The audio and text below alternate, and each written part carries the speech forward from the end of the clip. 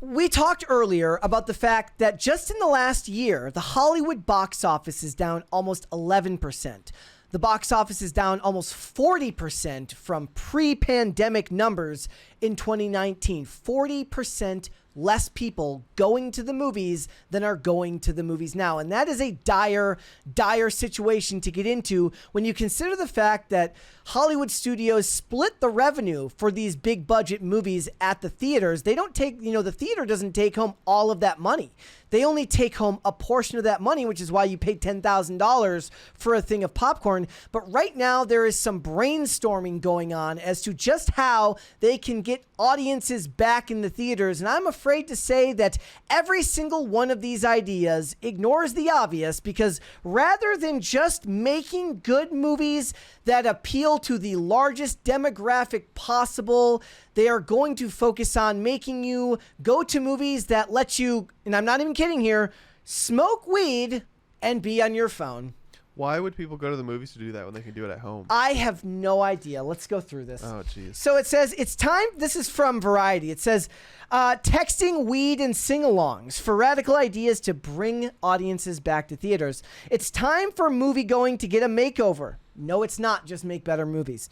For selling, from selling pot along with popcorn to offering cell phone friendly screenings, cinema owners could soon overhaul the way their customers watch movies. These changes, many of them once considered sacrilegious, may give the box office a much needed boost. Do you think this will work?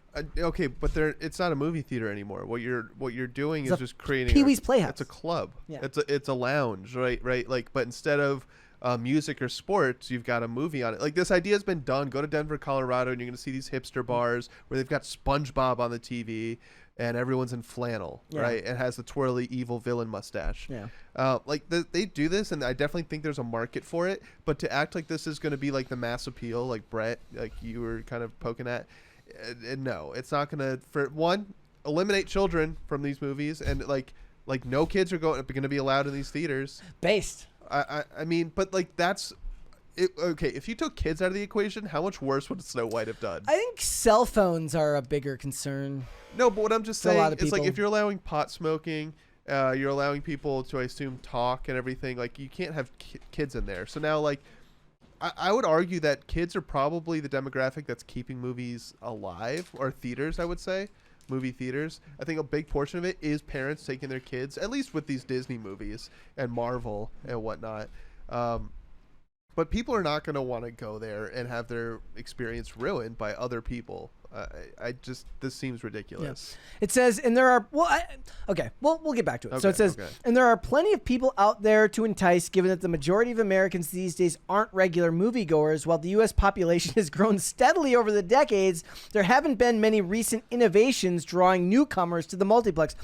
It's not supposed to have, like, new stuff. You've done that with, like, 3D, and you did it with 4DX, and you've done it with IMAX, but the movie-making experience as a whole, the films themselves should stand up and be enough. I would, if I there's a reason why Christopher Nolan can get $1 billion worth of people to show up to watch committee meetings and a nuclear explosion that was basically art house. If I could make one change to these theaters, every theater would get a bouncer. And if you're too rowdy, boom, you're out of there. You're getting out of there, because that's the thing that pisses me off is, like, a new, like, when Wolverine and Deadpool came out, I was like, oh, sick. This will be fun. I love Hugh Jackman, right? It'll be a fun movie. I wanted to see it, and I got excited, and the movie's packed, and people are talking, and they're screaming, and it's like, that ruined it for me. Yes, it's a fun movie, but it's distracting from the movie. And so, like, you add other distractions, drugs, cell phones. What was the other thing? Sing-alongs? Oh, God forbid they started doing sing-alongs. So they already do that for, like, Wicked. Got sing-along showings, because otherwise it's a musical, and it kind of destroys the movie-going experience for people who don't want to be in a theater where people sing along. I have no problem with that one, as long as it's designated screenings. What I'm saying is we need less distractions in the movie theater. I mean, I get it. They need to support the infrastructure. They need to pay for the land that the movie theater's on. And so they need butts and seats. Yeah, and to do that, you need to make better movies. And I don't know if a business can solve the issue we're talking about. This might be just like another cultural thing. It's where like we it's as a just cultural need time of culture. death. It's like people used to dress up to go on airplanes. Yeah. We need people to go to movie theaters with the expectation you're going to sit down and shut up. Like, not like, seriously, just focus on the movie. Less distractions. And I don't think people are going to go pay for something they can do at home for free. Well, yeah. So not having screenings with like distractions makes sense, I guess, if the idea is that you're turning it into some type of like unique experience. But most of the people that care enough about doing those things don't care enough about the movies to not just wait for them to come out on streaming. But you're seeing this, like, this already exists in a way with drive-ins are making I wouldn't say a true comeback. That started with COVID. Drive-in theaters, you're seeing them pop up here and there, and a lot of times that's allowed. A lot of time, if you're in a state where laws abide, but like no one's going to bat an eye at someone in their car using their cell phone, and if they're singing in their car. So like drive-ins kind of already solve this problem. People are asking about my take on because I said based here. I was kidding, guys. It's a joke. So if you're gonna bring kids to the movie theater, it would be interesting if they had screenings that were kid friendly, where they did showings. Now you'd never be able to do this because they'd have to double up times and put them in separate theaters. So imagine what's a movie that's not like a Disney movie that's for, I guess, no, we'll use a Disney movie. Paddington. So we'll use Inside Out 2 because Inside Out 2 had a long gestation period between the first one and the second one. So plenty of the people who wanted to go see Inside Out 2 are adults, and it's not just for kids. So now, if you wanted to do it, and it might have worked for Inside Out 2 because it made so much money, you could do one screening, kid-friendly, with parents that can bring their kids there. It's going to be chaotic. And then you do another screening that's for 16 plus, the normal, I think our theater requires you to be over 16 to be allowed in a movie. I know adults wanted to see the movie, but were they going to the movie alone? I believe there's plenty of Disney adults that went, not to the extent that it made $1 billion. Sure. That still made up, I'm sure plenty of that was families. But I guarantee if you just did this for the night screenings where you put one in each theater, it just would never work because you're taking up too much real estate that could go to other movies. Right. And the only reason that works is through the kind of monopoly that Disney really has at these theaters. I think I wouldn't change the movie going experience. Now, if you want to change how you use the property you own, movie theaters, I'm talking to you, you could try something like AMC does, where on Sundays during football season, you can rent a specific theater shows the local game. Yeah. And you're like that culture, sports culture, you're supposed to cheer when they score, right? You can have a conversation. You can be playing on your phone, right? So it's like, I think that works. Yeah. But traditionally, movies are meant to be enjoyed in silence, honestly. In silence. Your focus should be the movie, the sounds, the lights. So instead of cell phone friendly showings, which is what they're talking about here, how about greater penalties for the people? Now, I would be Get the bouncers in there, I would be victim to this because I take, like, when we go see movies. So whenever we review movies, I have to sit in the farthest seat at the back because I have to use my phone to take notes. I have to turn my phone's brightness on 0, and I have to squint and. Well, you're a decent person, Brett. And so I have to sit at the very back in the corner so that I'm not ruining it for somebody else. Right? Well, and even then, I feel bad for doing that. But I can't do the notepad. You can't do the note. Yeah, well, you would need a light still, right? I have to squint very close. But maybe the bouncer, like you said, maybe we get a big bouncer in there to kick people out on their phone. Yeah, if I can hear, have the bouncer stand in the doorway, and if he can hear you from there, you're God. Yeah. Right? You get one warning. You cough too loud, you're God. You get one warning. Right. There's a 20 from DC&C says Kellen don't like noise. Get that tism. Get that tism test, matey. That's not noise, dude. I have no problem with noise. It's like, dude, you're literally supposed to be focused on one thing. You're at a funeral. You want people singing. You want to hire someone to play a guitar. You want to hire a band for a funeral? No, it doesn't make sense. It's mum. It's quiet, right? If you're at a football game or a wedding, get that band going. Let's get rowdy. Lighting up time and place, dude. I like this one. Lighting up profits. Imagine how much better Barbie or Deadpool and Wolverine would be if you could see it with a bud. Why? Again, Whoever wrote this was just like ignored the obvious They're thing. talking about smoking weed at the theaters, and it's very like, stupid. what's the number one stereotype about weed smokers? It's not a rhetorical question. What would you say the number one stereotype is about weed smokers? I have no idea. I would say it's they're lazy. Okay. Right? So you're trying to get lazy people That is a out of their stereotype. houses to go somewhere else. No, dude. Dude, like they're gonna do it from home. The cell phone use. Listen, no one's getting. They already allow alcohol at a lot of theaters and now. no one's getting they, kicked out for using their phones. Yeah. Like it happens. I've been to plenty of movies where someone like most people will turn their brightness down, but pretty much everyone's using their phones now. So I mean, I think the diabolical reason that they want to allow people to smoke weed in the theaters is because it's going to like triple their concession profits. I think I wouldn't count on that. I think you're taking it too seriously. But I can imagine that a guy goes in. You know what it is? He goes in there. He snuck in like a thing of candy, right? And he gets high. And then he realizes it's not enough, and he has to go to the concession stand to get more. See, if he does that before the movie, it might have worn off by then. So you're battling the guy. So that guy, that's a chance, right? Yeah. That customer may exist, but that customer might also get too high and get scared to go confront the concession stand workers. Jesus. Thank you. Speaking of scared. Thank you. You gotta dance. Mary doesn't like it if you don't dance. Yes, thank you guys. At least they're brainstorming. We appreciate it. Listen, I can give them credit for saying, "Hey, we have a problem here. How do we solve this problem?" Literally. But this idea goes into the discard pile. All right, we're not using that one. Like, I just look at it as like they want to do anything except for just make movies that people want to see. So Mary would know what I'm talking about. But if I assume you've been to church at least some point in your life. Yes, I was. They raised have Catholic. a small room usually in most churches that's like soundproof windows for if you have a young child, you can go in there. Why don't they do that for the movies, where if you want, like, it's like in maybe the best seats in the house are like enclosed, and so you don't get the distractions. You get that awesome experience. I would love to see the pitch to, like, first of all, it solves a problem that they're not even trying to solve anyways, which is like the babies screaming at the theaters. Yeah. And the problem is, guys, is that even if they do that, people have gotten out of the habit of going to the movies, and you're also assuming that the person with the child is actually going to bother to use it, right?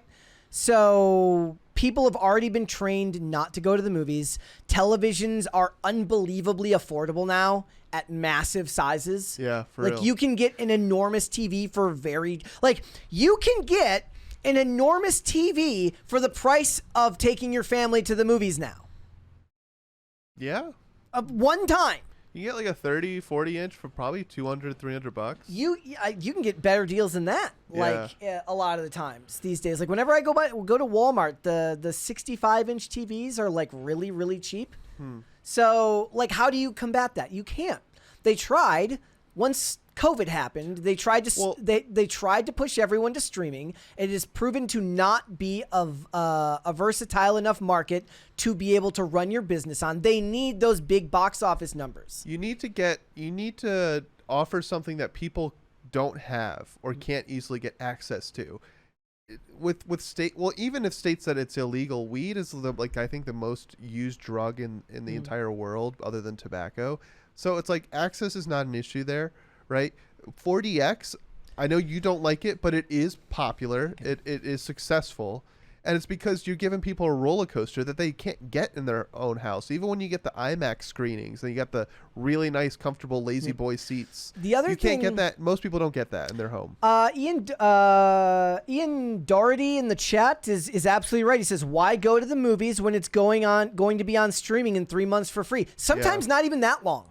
Sometimes not even that long. A lot of movies were being released on streaming a month after it came out in theaters, handicapping the ability for the movie to make any money at all. Yeah. Right? What was that movie that made like $100 million like this year overseas, and they didn't even release it in theaters? It wasn't Aaron Brockovich. It was like some continuation of an old story. There was a movie that just got released domestically that people didn't even know about until it was out. I can't remember.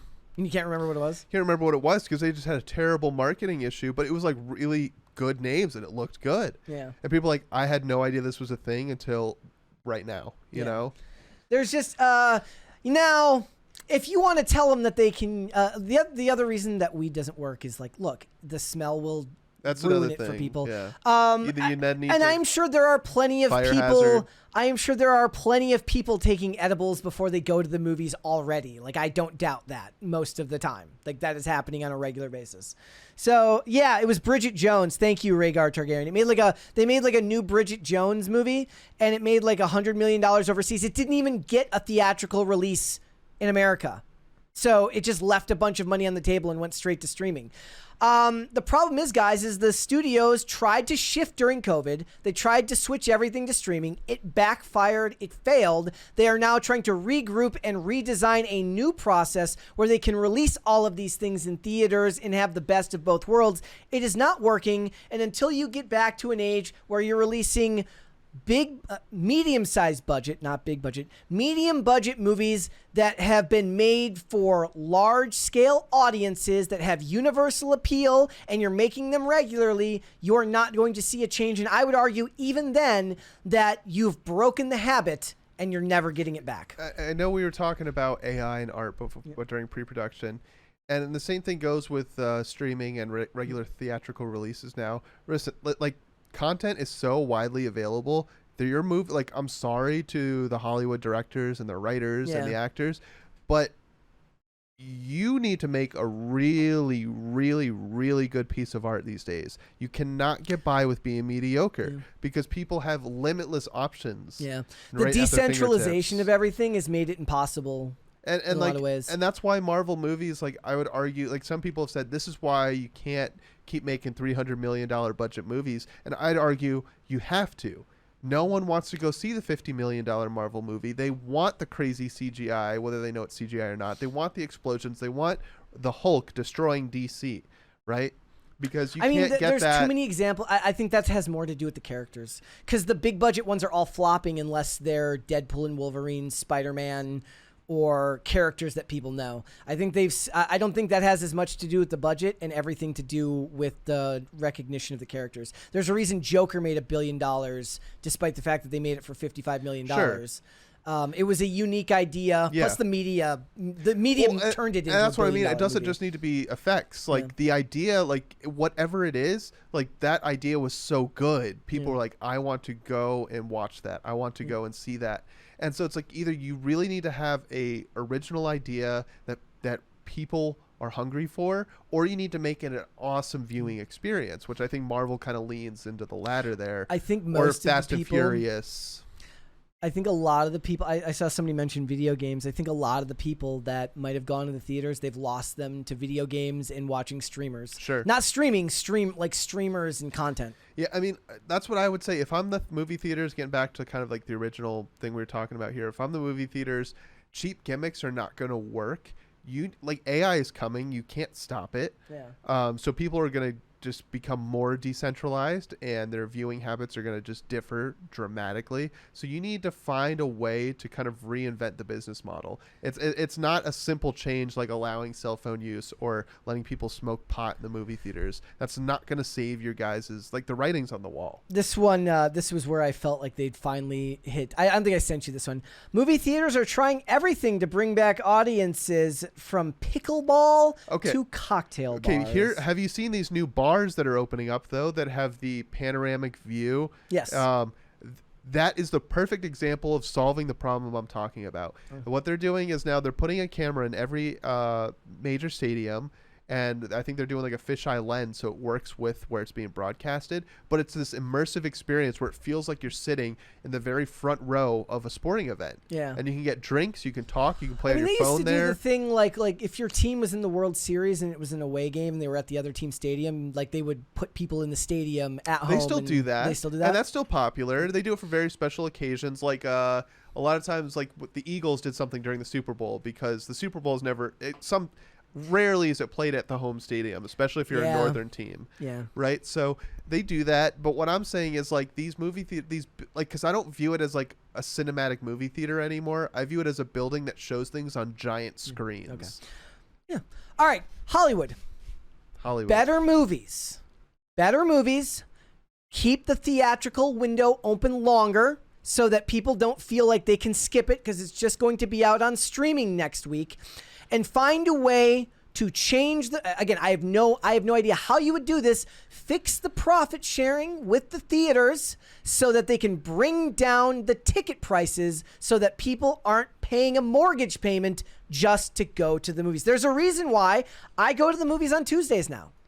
Like, part of it is because Olivia's off, and so we can do that. Like, but I don't want to pay full price to go to the movies. I don't want to pay $1 gazillion to go to the movies because I know I'm going to buy my drunken fries.